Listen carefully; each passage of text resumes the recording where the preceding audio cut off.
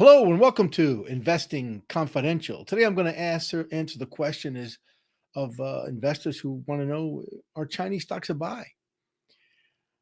I mean, it's tough, but if you're looking at the last couple of weeks, a lot of people have been talking about recession, bear market, blah blah blah in the U.S.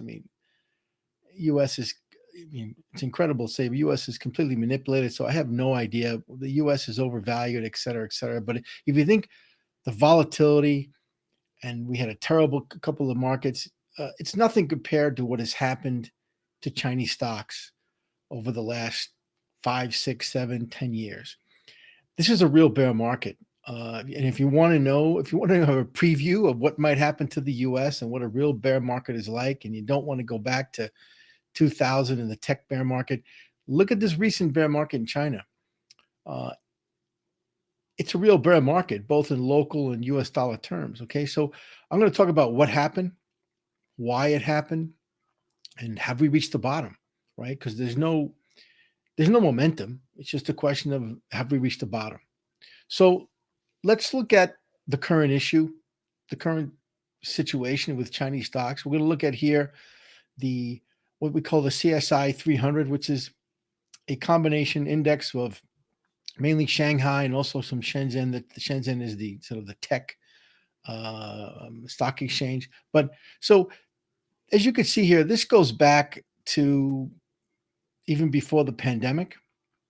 Okay, this is in local terms, by the way. This is yuan, and we're below the pandemic lows. Okay, we're destroyed, and you know this is a nightmare. Okay, an absolute nightmare.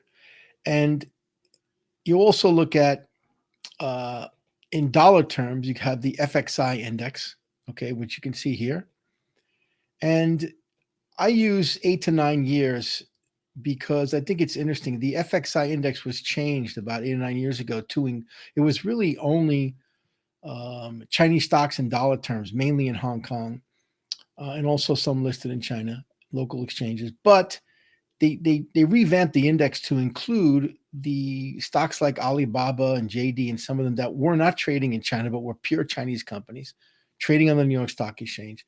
And so the last 8 years really reflects a more sort of a better actually overall performance of Chinese stocks, even better than the CSI 300. So as you can see here, I mean, now, it's destroyed, okay, in dollar terms, absolutely destroyed. You've been annihilated. I mean, versus the S&P. I mean, it's just, the S&P is up 4, 5, 6 times versus the Chinese index. So this is a real bear market. Okay, this is what a bear market looks like. So let's go back in time and explain how we got here. All right. So I'm going to give a little history lesson here. I hope I don't bore you, but China's a command economy. Okay.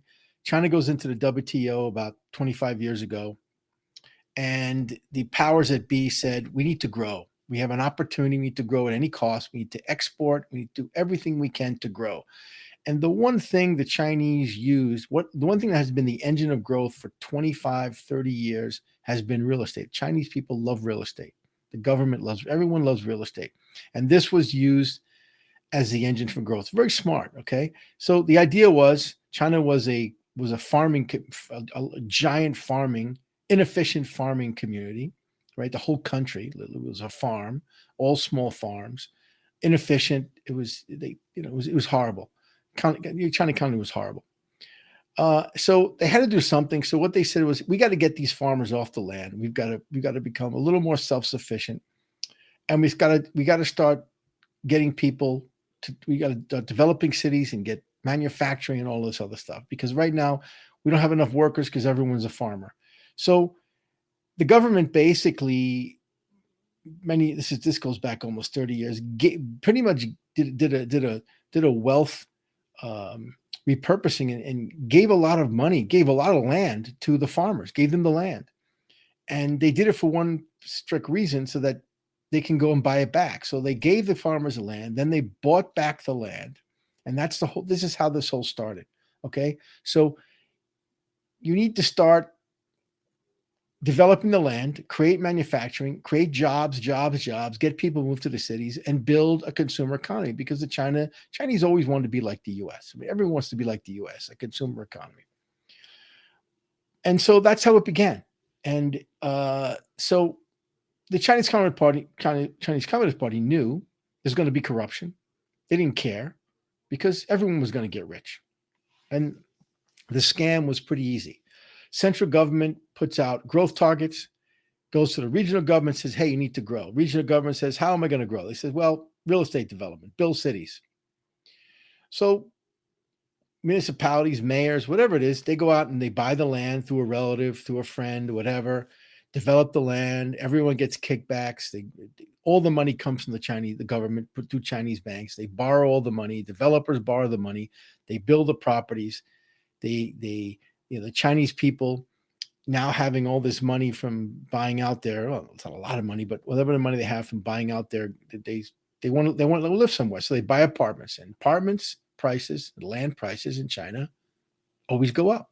It's like stocks here. They always go up, right? Always, until they don't. But eventually, all that development led to things like ghost cities, which in the beginning were never ghost cities. People, a lot of the Americans and foreigners never really understood the way Chinese real estate was. Chinese, if there were a new cities going up, the Chinese people knew that the city was going to grow because that's the way things were. They knew they wanted to move people in, so they would just ahead of time buy, each individual buy 10 apartments. So you have all these people buying multiple apartments, and they left them empty.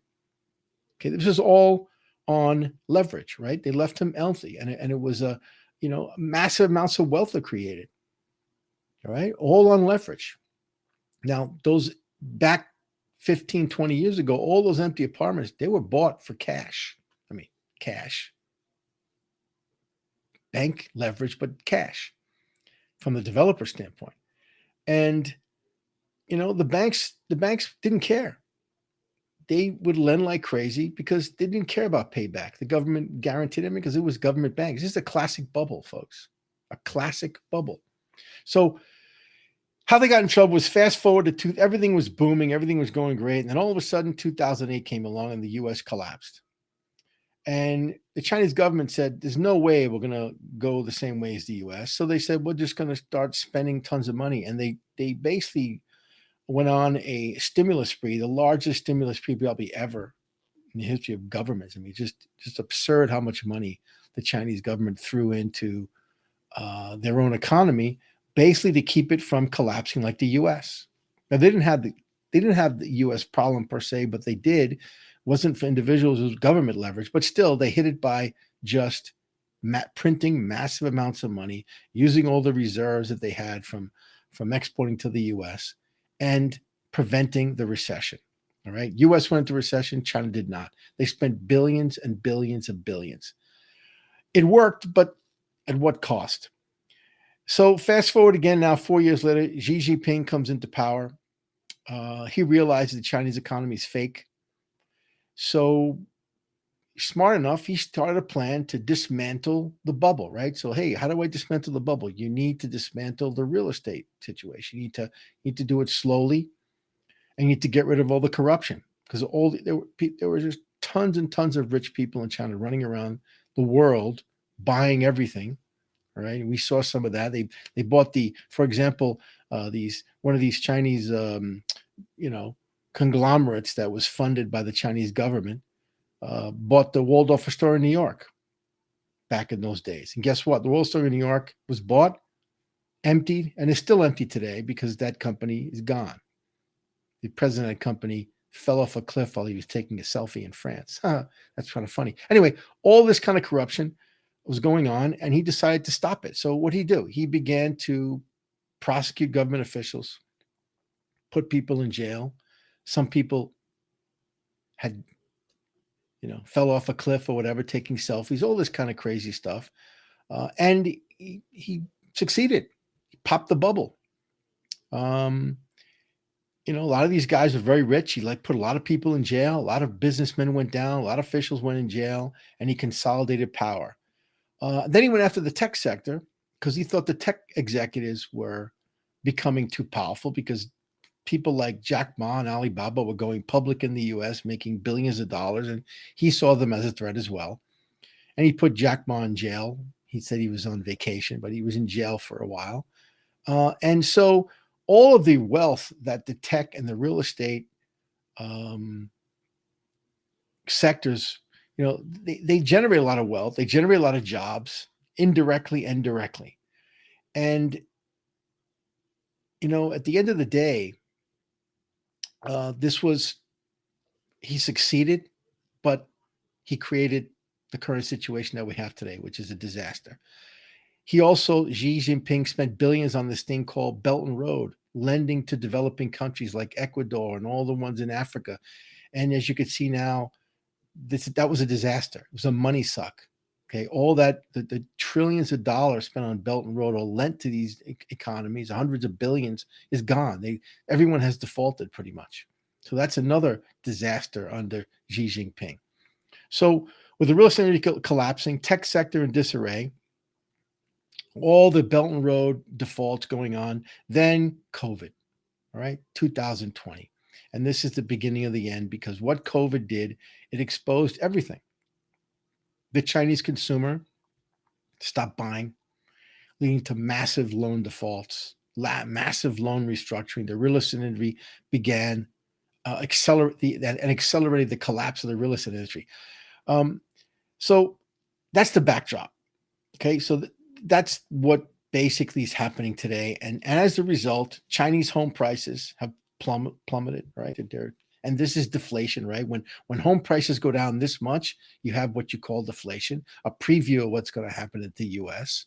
Okay, Chinese GDP has gotten destroyed from growing at 12%, which was fictitious, to growing at 4%, which is also fictitious.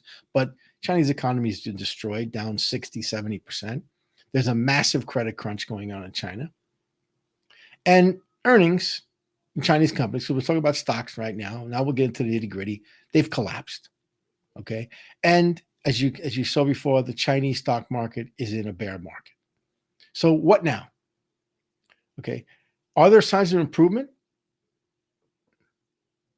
Not really. As you can see here, exports. Okay, Chinese is an export-driven economy. Exports are declining. Imports are also not strong. So the Chinese economy overall is fairly weak. But there are some green shoots, as they say. The Chinese retail sales starting to recover. Okay, real estate, even though it's not improving and still going down in terms of house prices, there's development beginning, right? The developers have stabilized, right? That's actually a good thing. But the industry is still in the doldrums. I mean, we're talking about down 80, 90% from the peak, as you could see here. Okay, these are real estate stocks in general. And consumer confidence is the real problem here. Okay, we've seen, again, I showed you retail sales starting to recover. That's a good thing. And retail sales drive real estate prices more than they do here in the US, much more. So with retail suddenly starting to recover, consumer confidence beginning, we're probably going to see stabilization, a bottom in real estate. And Chinese investors love real estate. Chinese people love real estate. Okay, they believe more than any other country, the society believes long-term value is by holding on to real estate, owning land, owning apartments, whatever it is.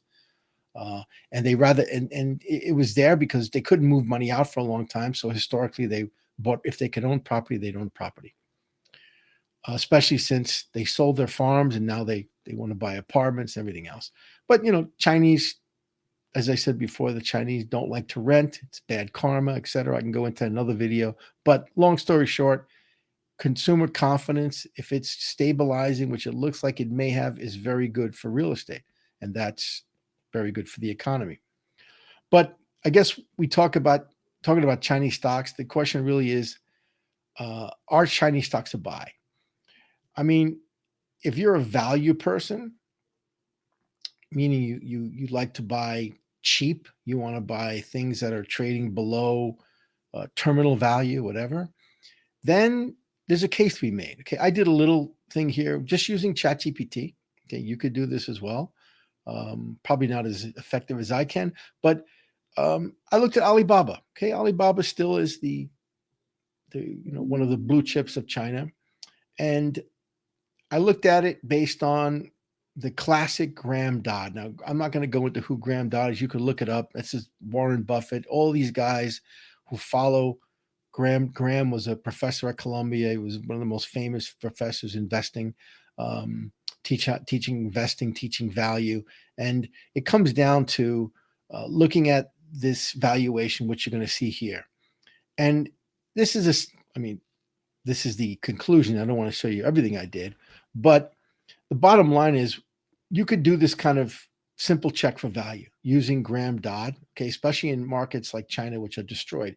In the US, there's nothing. There's no value in the US, absolutely zero, literally zero. No stock in the US comes up, not now stock, but most of the large S&P 500 will not come up as value under the Graham Dodd approach. Okay. And by the way, use ChatGPT at your own risk.